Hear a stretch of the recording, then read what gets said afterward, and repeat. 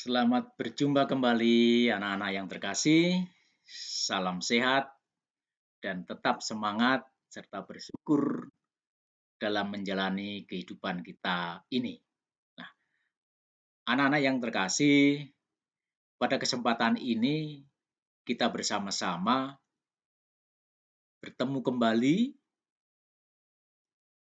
untuk bersama-sama kita mempelajari tema Yesus yang berbelas kasih.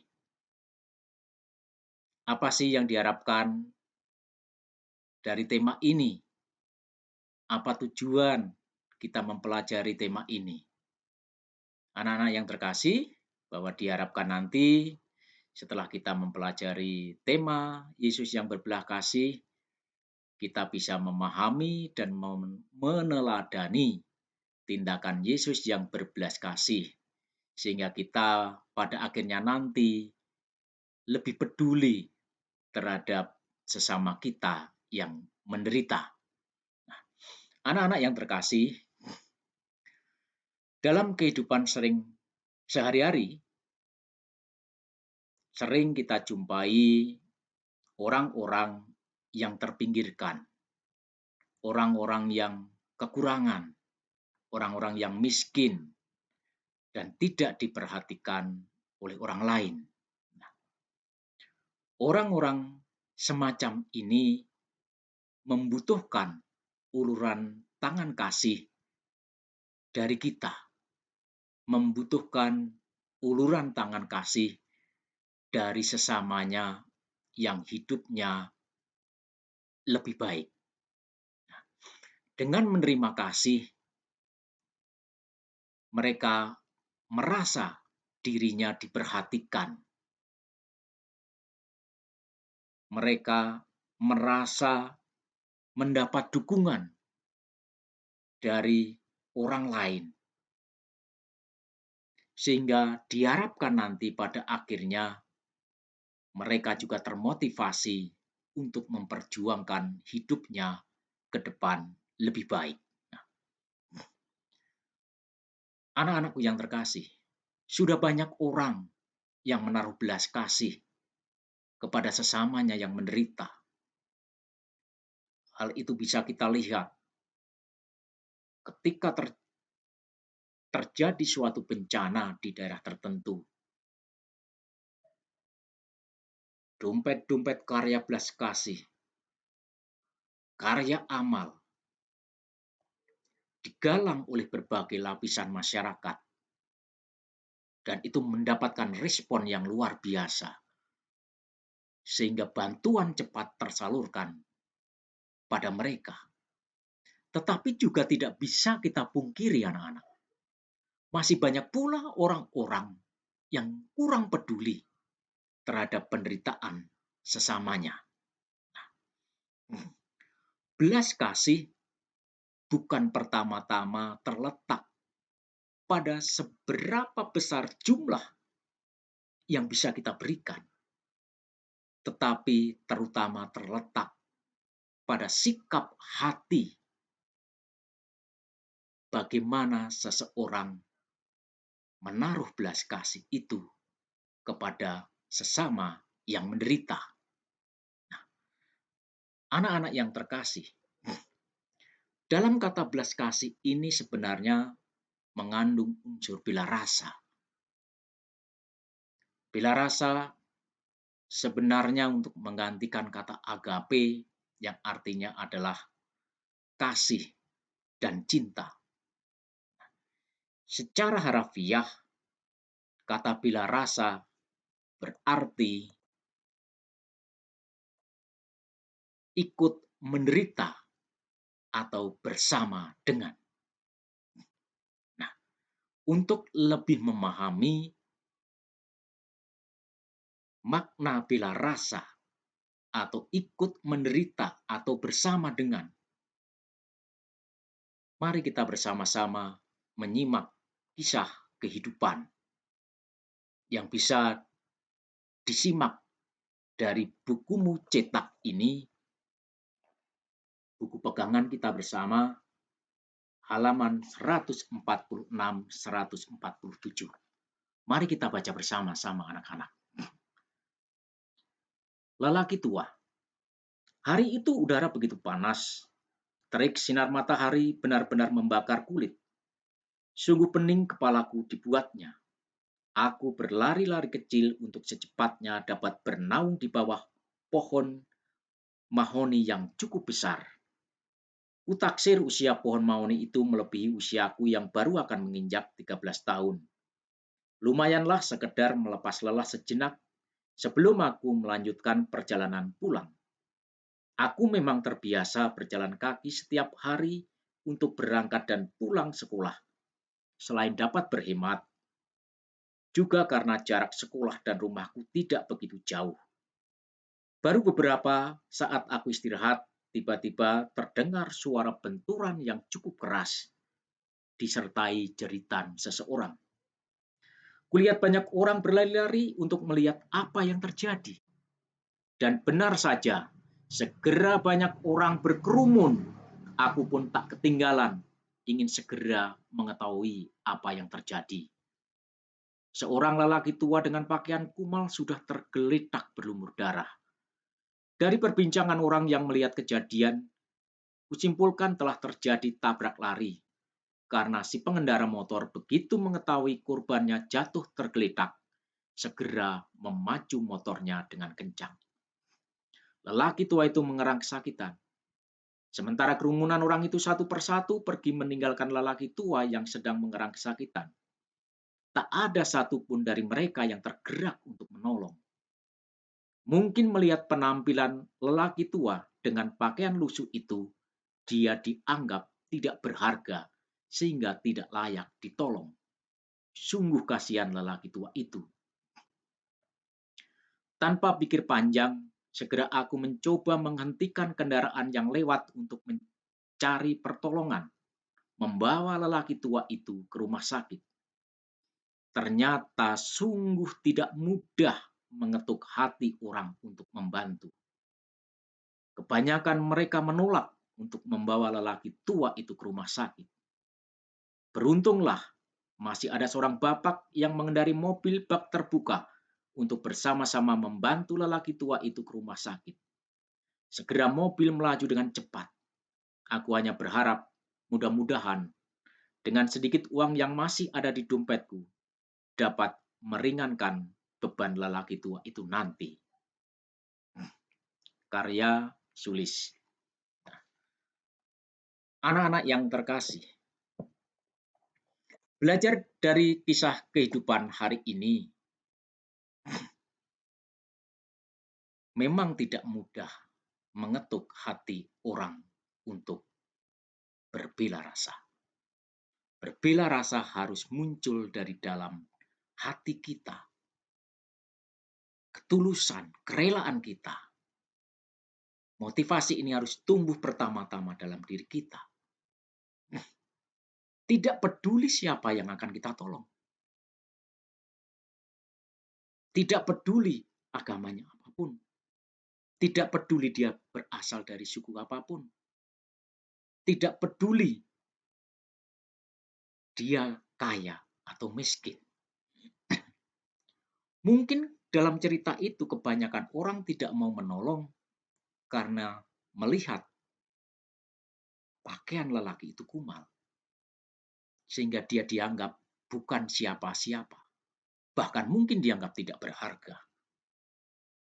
Seringkali orang menilai seseorang dari pakaian yang dia pakai.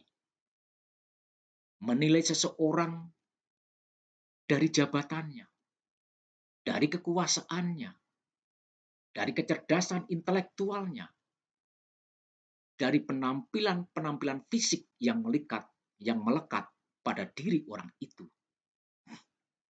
Tentu saja sesungguhnya itu tidak benar. Karena siapapun dia diciptakan oleh Allah. Sama dengan manusia lainnya. Anak-anak yang terkasih, untuk lebih meneguhkan apa yang bisa kita dapat dari kisah kehidupan ini, marilah kita melihat, mendalami, dan memahami apa yang dilakukan oleh Tuhan Yesus dalam Injil Lukas bab 7 ayat 11 sampai 17. Silahkan disimak dari buku cetak halaman 148. Kita baca bersama-sama. Yesus membangkitkan anak muda di Nain. Kemudian Yesus pergi ke suatu kota yang bernama Nain. Murid-muridnya pergi bersama-sama dengan dia, dan juga orang banyak menyertainya berbondong-bondong. Setelah ia dekat pintu gerbang kota, ada orang mati diusung keluar, anak laki-laki, anak tunggal ibunya yang sudah janda. Dan banyak orang dari kota itu menyertai janda itu. Dan ketika Tuhan melihat janda itu, tergeraklah hatinya oleh belas kasihan. Lalu ia berkata kepadanya, "Jangan menangis." Sambil menghampiri usungan itu, ia menyentuhnya. Dan sedang para pengusung berhenti, ia berkata, "Hai anak muda, aku berkata kepadamu, bangkitlah." Maka bangunlah orang itu dan duduk dan mulai berkata-kata, dan Yesus menyerahkannya kepada ibunya. Semua orang itu ketakutan, dan mereka memuliakan Allah sambil berkata, "Seorang nabi besar telah muncul di tengah-tengah kita, dan Allah telah melawat umat-Nya." Maka tersiarlah kabar tentang Yesus di seluruh Yudea dan di seluruh daerah sekitarnya. Anak-anak yang terkasih, mari kita mencoba bersama-sama untuk merenungkan, untuk mendalami teladan apa yang bisa kita ambil dari tindakan Yesus ini. Nilai-nilai kehidupan apa yang bisa kita petik dari peristiwa yang terjadi dalam perikop ini. Nah, anak-anak yang terkasih, Tuhan Yesus hidup dalam situasi masyarakat di mana banyak orang kecil, lemah, miskin, dan cacat yang diperlakukan tidak adil. Mereka tersingkirkan. Mereka sungguh menderita lahir dan batin. Mereka menjadi kaum marginal. Pada zaman Yesus, kemalangan, penderitaan, dan kematian, apalagi pada usia muda, dipandang sebagai hukuman dari Allah atas kedosaannya. Menghadapi kondisi semacam ini, Tuhan Yesus terpanggil berbela rasa. Tuhan Yesus menunjukkan bela rasa dan kepeduliannya serta belas kasihannya dengan cara menyapa mereka. Kalau dalam perikop itu Tuhan Yesus menyapa, "Jangan menangis." Apakah Tuhan Yesus hanya menyapa? Tentu saja tidak. Dia tidak hanya sekedar menyapa mereka. Dia hidup di tengah-tengah mereka, mengalami suka duka mereka, mengalami suka duka yang sungguh dilakukan oleh janda itu. Dari sapaan, maka tergeraklah hatinya Tuhan Yesus untuk melakukan suatu tindakan. Tindakannya adalah, "Hai anak muda, bangunlah." Tuhan Yesus membangkitkan anak janda seperti yang kita lihat dalam bacaan itu. Ia hadir di tengah-tengah mereka. Dia hadir pada orang-orang yang menderita. Anak-anak yang terkasih, Melalui sikap dan tindakannya ini, Tuhan Yesus ingin menyatakan Allah yang berbelas kasih. Kekuatan dan kuasa Tuhan Yesus membangkitkan anak laki-laki, si janda itu, tidak hanya berdampak pada si janda dan anaknya, tetapi juga pada iman semua orang yang menyaksikan peristiwa itu. Apa yang terjadi pada orang-orang yang menyaksikan peristiwa itu? Dalam bacaan tadi disebutkan, seorang nabi besar telah muncul di tengah-tengah kita. Allah telah melawat umatnya. Dampak itulah yang terjadi pada orang-orang yang hadir dalam peristiwa itu. Peristiwa Tuhan Yesus membangkitkan orang mati itu telah membawa setiap orang pada pengakuan akan Allah yang hadir di tengah-tengah mereka, dan sekaligus menggerakkan mereka untuk memuliakan Allah. Melalui peristiwa itu, semua orang sungguh mengalami kehadiran Allah dan karyanya yang luar biasa. Nah, anak-anak yang terkasih, peristiwa yang kita baca hari ini dalam perikop Injil Lukas bab 7 ayat 11-17 hanyalah salah satu contoh.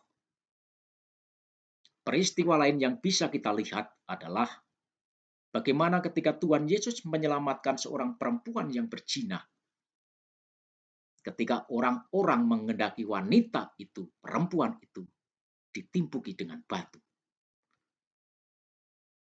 Dalam peristiwa itu Tuhan Yesus bukan berarti membenarkan perilaku perempuan itu, tetapi Tuhan Yesus mengasihinya, memberikan kesempatan kepada perempuan itu untuk menata hidupnya ke depan lebih baik, supaya dia bertobat.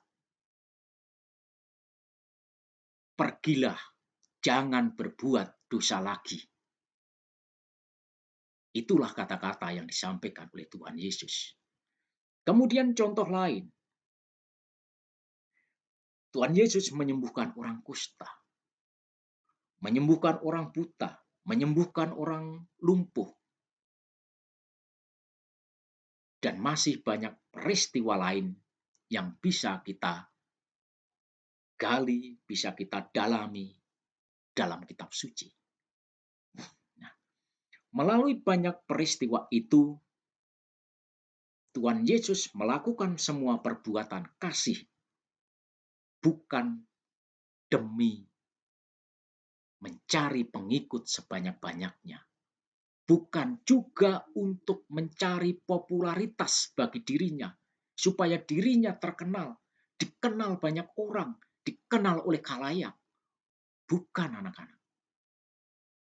Semua itu Tuhan Yesus lakukan demi pembebasan orang-orang yang dikasihinya dari penderitaan, demi kebahagiaan orang-orang yang dikasihinya. Anak-anakku yang terkasih, apa yang bisa kita lakukan? Apa yang bisa kita teladani dari perbuatan Tuhan Yesus dalam karya belas kasih itu? Tidak perlu yang muluk-muluk. Tidak perlu harus melakukan yang besar. Kita bisa mulai dari peristiwa-peristiwa hidup yang ada di sekitar kita, yang sering kita jumpai. Contohnya, menjenguk dan mendoakan teman yang sakit. Kehadiran kita, doa-doa kita, sungguh akan bermakna bagi teman kita yang sakit dalam perjuangan mengatasi penderitaannya akibat sakit. Membantu teman yang kesulitan belajar, sehingga teman-teman kita bisa keluar dari permasalahan yang dia hadapi, sehingga teman-teman kita yang kesulitan belajar juga bisa berkembang seperti kita. Membantu korban bencana alam. Kita bisa menyisihkan apa yang kita miliki, sebagian yang kita punya, untuk mereka yang sedang mengalami musibah, yang membutuhkan uluran tangan kita. Dalam perkara yang lebih besar, kita bisa mencontoh apa yang juga dilakukan oleh Bunda Teresa. Membantu siapapun yang menderita tanpa melihat agama, suku, golongan. Semua orang adalah sama di mata Tuhan. Nah, anak-anak yang terkasih,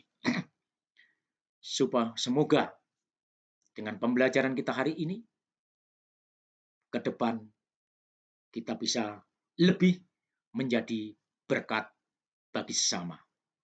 Semoga kehadiran kita dapat menjadi perpanjangan tangan kasih Tuhan. Anak-anak yang terkasih, sebelum kita mengakhiri pembelajaran kita hari ini, ada satu tugas yang harus kalian kerjakan, yaitu membuat rencana konkret karya belas kasih dalam lingkup yang paling dekat dengan hidup kita, yaitu keluarga. Buatlah rencana yang konkret karya belas kasih di dalam lingkup keluargamu masing-masing. Teknis pengumpulannya nanti Pak Sulis akan sampaikan di kemudian. Ya. Demikian anak-anak pembelajaran kita hari ini. Terima kasih.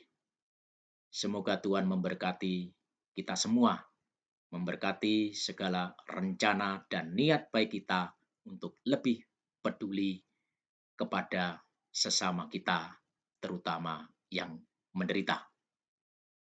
Sekali lagi, sekian, terima kasih. Salam, selalu menjaga kesehatan dimanapun kita berada. Sampai ketemu pada pembelajaran kita minggu yang akan datang.